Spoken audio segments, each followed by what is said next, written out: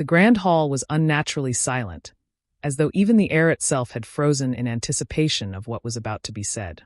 Chandeliers cast a cold, shimmering light over polished marble floors, reflecting the tension that no one dared to break. Servants stood along the walls, heads lowered, unwilling to meet the gaze of the Duke or his wife. Then came the words, sharp, deliberate, and merciless. "I never loved you," the Duke said, his voice steady, almost detached, as if speaking of something insignificant. The words struck the room like a blade, cutting through every illusion she had ever held. She stood still, her breath caught in her throat, as the world around her seemed to blur and collapse inward. For a moment, she could not move, could not think, only feel the unbearable weight of rejection pressing down on her chest. Her heart shattered instantly, but she refused to let it show. No tears fell, no sound escaped her lips. She would not give him the satisfaction of seeing her break. The Duke's face remained unchanged, cold and distant, as though he had not just destroyed everything between them. There was no regret in his eyes, no hesitation, only finality. And in that unbearable silence, something inside her quietly shifted. Beneath the pain, a decision formed, clear and unshakable. She would leave that very night, even if it meant leaving behind the pieces of herself she had once given him. She had always been known for her grace, intelligence, and quiet strength, a woman who carried herself with dignity even in the most difficult of circumstances. Born into a respectable family, she had entered the marriage with the Duke not purely for love, but for alliance, duty, and the hope that respect might slowly grow into something deeper. And for a time, she believed it did. In the early days, she watched him closely, interpreting every small gesture as a sign that his heart might eventually open to her. Even when affection never came, she remained patient, convincing herself that time would soften his distance. Within the palace, she fulfilled her role with quiet excellence. She managed affairs with intelligence, treated servants with kindness, and maintained a calm presence that kept the household steady. Yet behind her composed exterior was a woman quietly hoping, enduring emotional neglect while holding on to the belief that loyalty would eventually be returned. Now, after his cruel confession, she did not allow herself to fall apart in front of anyone. There were no tears, no pleas, no desperate questions. Instead, she moved with calm precision through their shared chambers, beginning to pack her belongings silently. Each item she placed aside carried a memory, some soft and hopeful, others heavy and painful. She remembered moments where she almost believed he cared, and others where his coldness had left her alone in silence. Yet none of it weakened her anymore. Instead, each memory sharpened her clarity. She refused to confront him or beg for explanation. That chapter of her life was already closed in his words. What remained was only her dignity. With every quiet movement, she chose herself over humiliation, wrapping her emotional strength tightly around her like armor. The Duke was a man forged by power, discipline, and unyielding control. From a young age, he had been taught that emotions were liabilities and that a ruler's strength lay in restraint. To him, love was never a necessity but a distraction, something that clouded judgment and weakened authority. Duty, reputation, and strategy always came first, shaping every decision he made within the kingdom and within his own life. Even in his marriage, subtle signs of his detachment had always been present. He attended court with her when required, spoke of alliances when necessary, and maintained appearances of a perfect union, yet affection was absent from his actions. While she sought connection, he remained focused on political matters, often prioritizing council meetings over shared moments. He believed stability mattered more than sentiment, and over time, this belief hardened into conviction. When he spoke the words, "I never loved you," it was not an impulsive confession but a truth he had long accepted within himself. To him, it was clarity, not cruelty. He saw no reason to soften honesty with emotion. Love, in his eyes, was an unnecessary complication that had no place in his structured world. Yet beneath this rigid exterior lay something buried deeper, an emotional suppression he had never confronted. He did not recognize it as loss or fear, only as discipline. He genuinely believed he had done nothing wrong by being truthful, unaware that this very truth would unravel the stability he had built. By rejecting her so completely, he unknowingly triggered the first crack in his own foundation. What he dismissed as weakness in her would soon become the source of his own undoing, as silence and absence began to erode the control he once trusted completely. The night she left the palace felt colder than any she had ever known, as if the very walls were mourning in silence. The grand corridors, once filled with ceremony and expectation, now echoed faintly with each of her careful steps. She moved like a shadow through the vast halls, her presence almost unnoticeable, carrying only what she truly needed. Each item she held was light in weight, but heavy with meaning, as though she was leaving behind not just possessions, but pieces of her former life. Servants caught glimpses of her as she passed, their eyes lowering in quiet understanding, yet none dared to stop her or ask questions. Something in her expression told them this was not a moment to be interrupted. The palace, once a place she had entered with hope, now felt like a memory she was stepping out of. As she walked through the grand hall one last time, fragments of the past rose uninvited in her mind. She remembered the early days filled with cautious optimism, when she had believed warmth might grow between them. She remembered waiting, hoping, and slowly realizing that distance had always been his answer. Each memory tightened her chest, but she did not stop. She simply kept moving forward. When she finally stepped outside, the night air struck her with a strange mix of freedom and pain. It was as if the world had suddenly widened beyond the palace walls. She paused at the gates, turning slowly to look back at the towering structure that had once represented her future. For a moment, she stood still as tears gathered in her eyes. But she did not go back. She did not reach out. She did not call his name. The tears fell quietly, but her feet remained firmly planted forward. This was not an escape driven by fear. It was release, final and irreversible. Inside the palace, the Duke remained unaware or indifferent, believing her absence would make no difference. And so, without a sound, she disappeared into the night, carrying her pain with a strength he had never bothered to see. She arrived in a distant place far removed from the grandeur of the palace, a quiet town where no one knew her name or the weight of her past.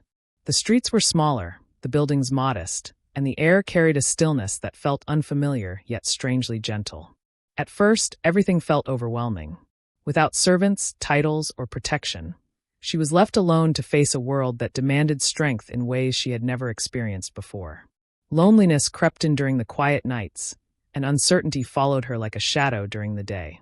Financial struggles made even the simplest tasks feel heavy, and there were moments when exhaustion threatened to break her spirit. Yet, within that hardship, something new began to form. Slowly, she started to rebuild her life piece by piece.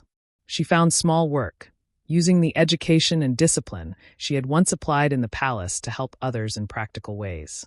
Whether assisting in a modest household, teaching children basic knowledge, or supporting community tasks, she began to realize that her worth was not tied to her title or her marriage.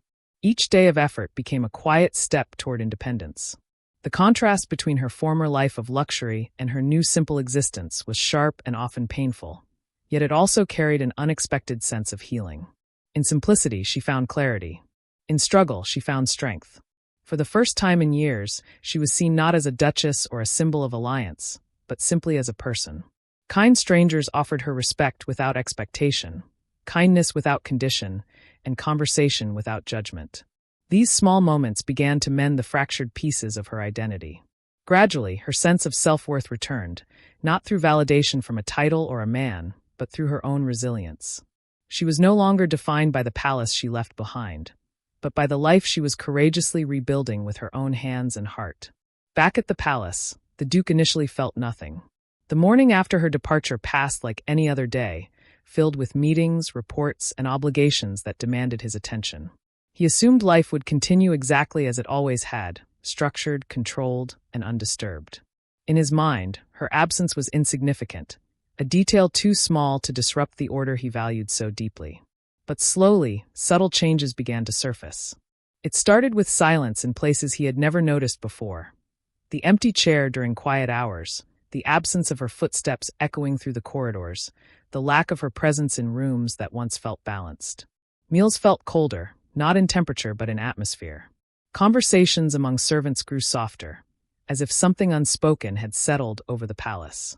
He had expected relief, perhaps even satisfaction, but instead he found a growing emptiness he could not immediately name. Decisions that once felt effortless now seemed heavier. The rhythm of the household, once subtly influenced by her quiet organization and presence, now felt slightly off balance. Those around him began to notice the change before he admitted it to himself. His advisors observed moments of distraction. Servants sensed a quieter tension in his demeanor. Yet when questioned, he dismissed it all, refusing to acknowledge that anything had shifted within him. Still, in rare unguarded moments, his eyes would drift toward spaces she once occupied, as if expecting her to appear. And each time reality returned, the absence felt sharper than before. What he once believed to be freedom was slowly revealing itself as something far more unsettling. Emptiness he could neither command nor control. As time passed, the Duke's emotional detachment, once so firm and unshakable, began to show subtle cracks. At first, he dismissed them as distraction, temporary interruptions caused by responsibility and pressure. But slowly, memories of her began to surface in unexpected moments. He would recall the way she quietly supported decisions without seeking credit, the patience she showed even when met with cold indifference, and the kindness that had once filled spaces he never bothered to notice. These memories did not arrive all at once. They came in fragments, small, persistent reminders of a presence he had once taken for granted. A conversation he barely acknowledged now replayed in his mind with unsettling clarity.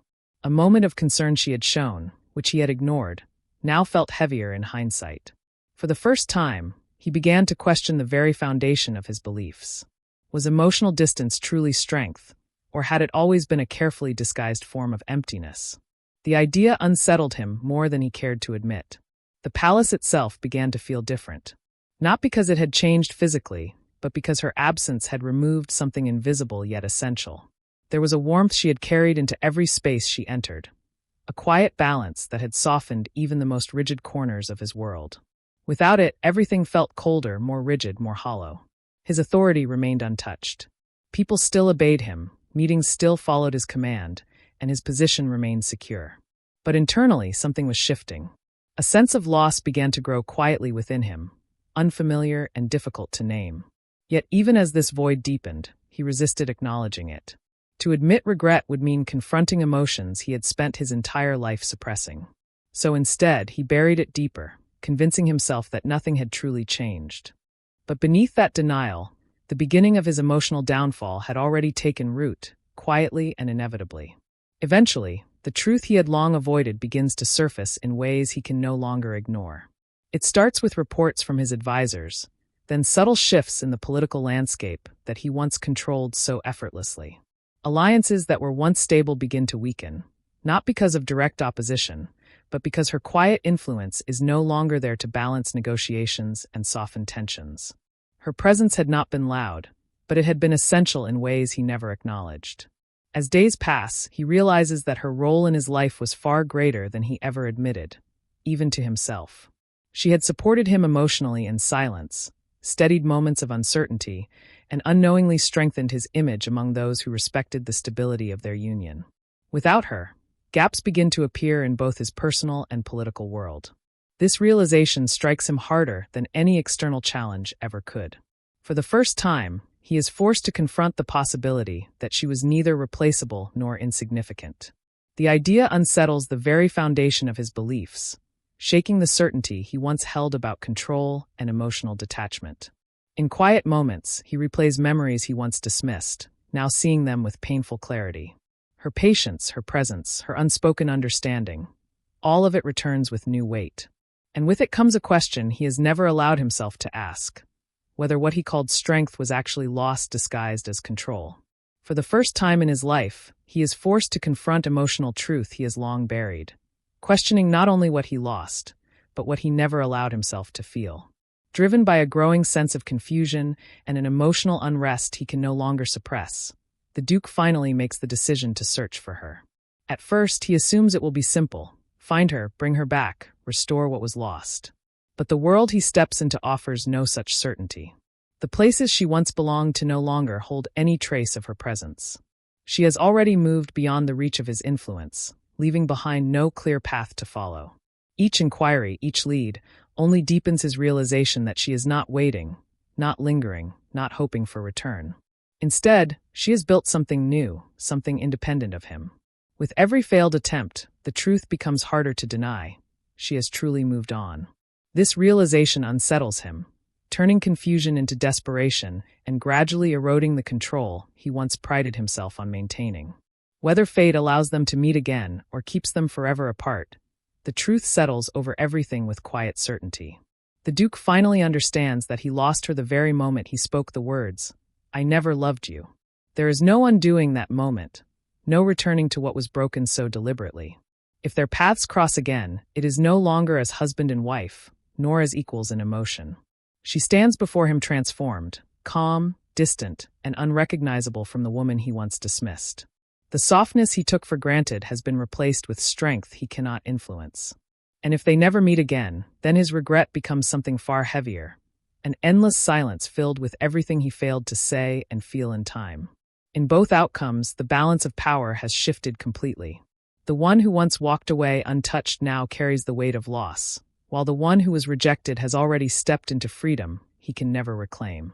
In the end, the Duke finally understands love only when it is already gone beyond his reach. The realization comes too late, settling into him like a permanent silence he can no longer escape. Every belief he once held about strength and control now feels hollow in the absence of the woman he pushed away. She, however, has already rebuilt her life beyond the shadow of his world. In her new beginning, she finds peace, purpose, and a strength that no longer depends on his presence.